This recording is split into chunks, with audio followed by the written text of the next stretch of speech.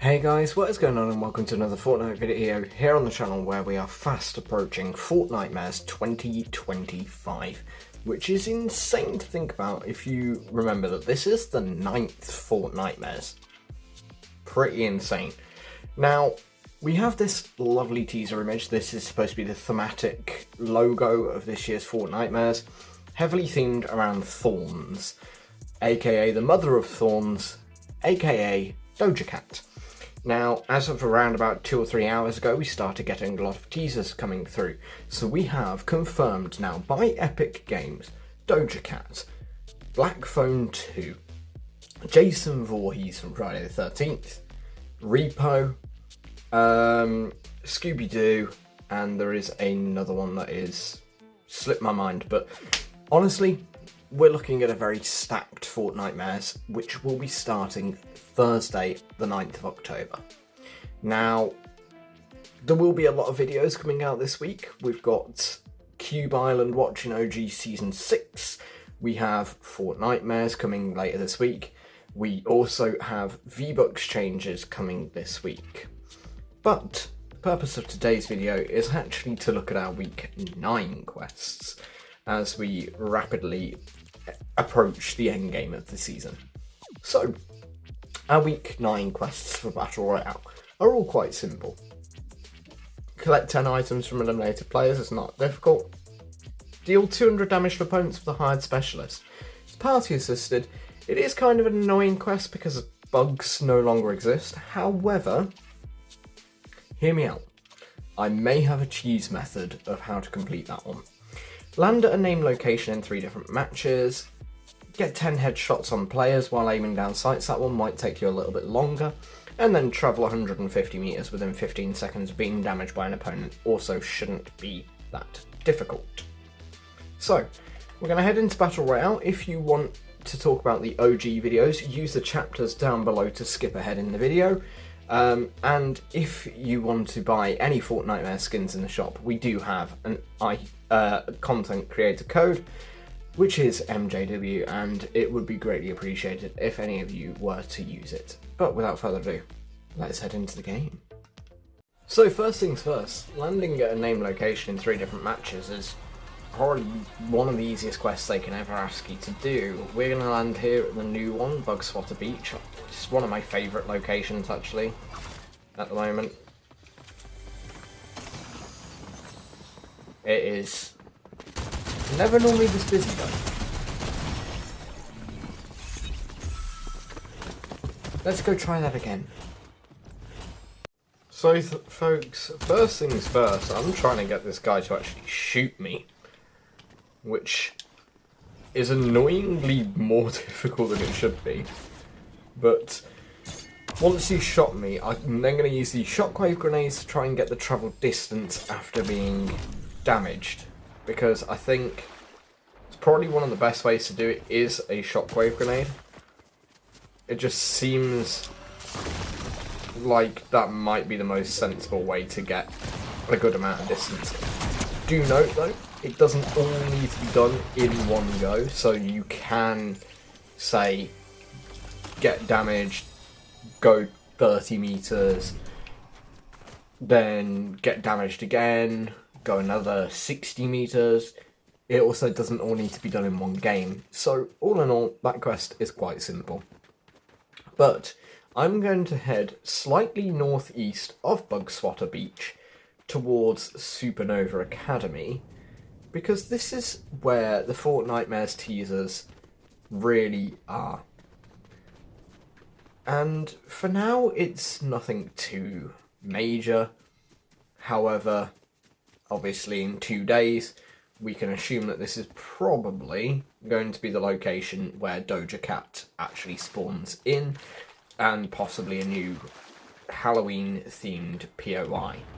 So, I guess get your final goodbyes in here, because this place is probably about to get destroyed. Which is interesting, because this has always been quite a nice area of the map. It's been obviously not a POI, but you can get pretty good loot here. So I guess be weird to say goodbye to this place, but obviously we're saying goodbye to the whole map in just sort of 3.5 weeks time. So prepare your goodbyes for everywhere at this point. Now, folks, first things first, I want to clarify, damage opponents with a hired specialist is actually a little bit easier than I thought, because it's not necessarily the specialist that needs to damage the opponents. You can damage the opponents while having a specialist hired. However, I have confirmed, and another way that you can do it is in Horde Rush. Apparently the weekly quests do work over there. Obviously, correct me if I'm wrong in the comments if you try it and it doesn't work for you, but I have seen other people saying about doing it in Horde Rush. It works there. Because obviously the members of Huntrix spawn in, so you can just do that, hire the members of Huntrix and do it there, which makes it a lot easier because it does say opponents, not players. So for that simple reason, it's kind of a cheese method if you really want to utilise that sort of way of doing it. It shouldn't be too hard for you. So, let's see if we can complete the rest. Right, folks, so just how easy actually is it to do the collect items from eliminated players? Just pick stuff up even if you don't need it. You can always drop it again afterwards. So you can see there I just picked up everything that that guy had. That got me from 2 out of 10 to 7 out of 10, as you can see up above me in the top left corner.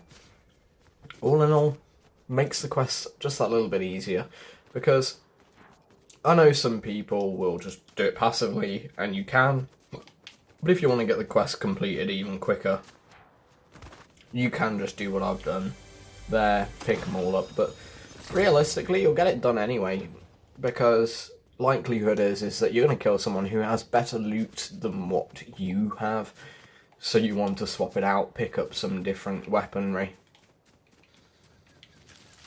So, let's kill this Sabrina Carpenter, and then we can use her loot to complete that quest, and I'll basically prove my point right there. Nice and easy, quest complete. Then wondering how you can get loads of headshots really quickly? SMGs are probably your best bet.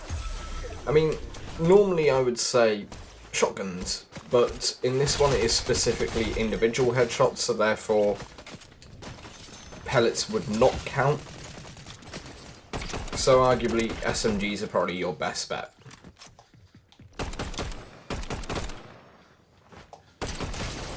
Fair enough. But that was just our Battle Royale.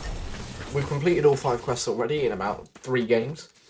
So, let's now head over and take a little look at OG, because a lot is going on with the Cube Island. Just a really quick mention as well, it has just turned 1 AM, so it is now time for the new item shop. And in aid of Tron ARES, we do have some cool cosmetics here, including the 9 Inch Nails soundtrack for the film. So, if you like Tron, this might be a cool thing to come and get.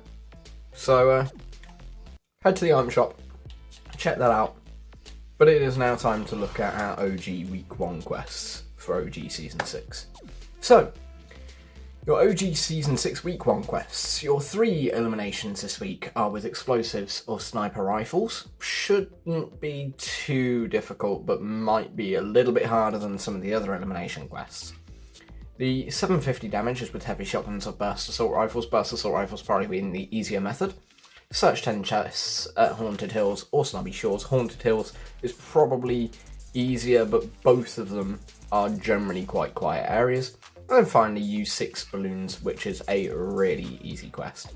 But we're actually going to jump into an OG match, because I have a couple of things to show you. So first things first, as we are flying in, you will see the Cube Island down towards Greasy Grove now has its purple tornado. Purple tornado means that it is currently activating a rune, charging itself up. Still to this day don't entirely know why Epic actually chose to mark it on the map, but it's quite cool that they did. But let's head down to take a little look at the Cube Island activating the second room, but then the actual implications that it has for the Cube Island. Because those of you who played back in Season 6 days might recall that the activation of rooms didn't just charge up the cube and the rune itself, but it did also have an impact up on the island, in the house and in the cave. So let's start off down here and then perhaps head up. Where we're aiming for is inside that cave. Now, as the cube gets charged up, this sort of cavey area gets charged up with cube growths, and you'll notice that quite a few of these are very deep crimson. Revan is not gone. The impact of the red cube is very much still being shown throughout the charging of the cube. If anything, the purple cube underneath this island right now might not remain purple. It might get to the final rune and start charging itself back up to red. It might get to Loot Lake still purple, and at Loot Lake when it starts breaking it might turn red. We don't yet know, and this is creating quite a nice element of mystery to OG, which has been somewhat present through the past 2 seasons, but now it's even more present because we've gone from sort of being able to work things out to actually not having a clue what is next.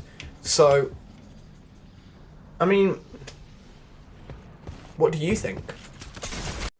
So folks, let me know what you think of Fortnitemares 2025 down below in the comments. Obviously it comes out in a few days, but this is just your sort of initial thoughts. And also let me know what you guys think is happening with this purple or red cube, because there's a lot of red vibes going on throughout all of Fortnite at the moment. So could things be tying together? Let me know what you think. But with all that said and done, thanks for watching the video guys, and I'll see you all in the next one.